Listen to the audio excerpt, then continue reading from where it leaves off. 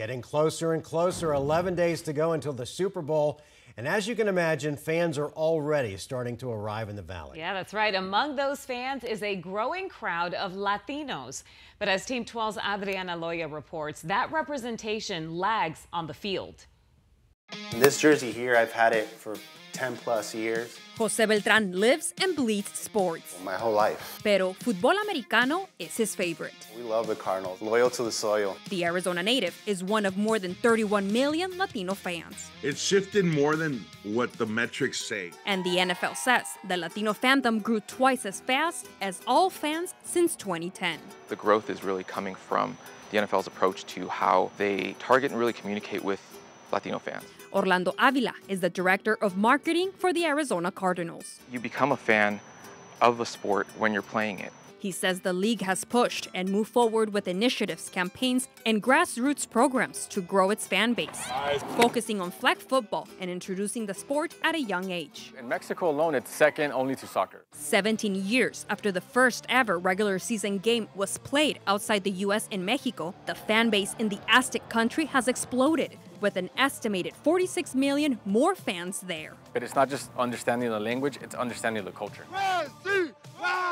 Latinos bring carne asada, music, and pride to the games.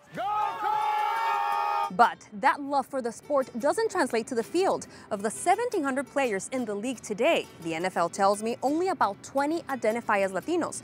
That's a slight increase from 2 years ago, when that number was just 12. Well, for me, it's been a dream come true. Rolando Cantu, one of the few that's made it possible. In 2005, he became the first Mexican player who trained in Mexico's college system to become an active player in the NFL. For me, it's been a blessing to have the NFL in my life. He's now the Cardinals manager of international business and is part of a growing push expanding Latino fan base as the lead analyst for Sunday Night Football with Telemundo Deportes, which made history last year for airing the first Spanish-language Super Bowl broadcast on a U.S. network. Once you offer the sport in Spanish in a way where you can also relate to what the play-by-play guy is doing and what the color guy is doing, then there's an instant connection. And fans are taking notice, like Jose's parents. They recently started getting into football once they started understanding the rules. With about 19% of the U.S. population identifying as Latino, do you think there's more work to be done?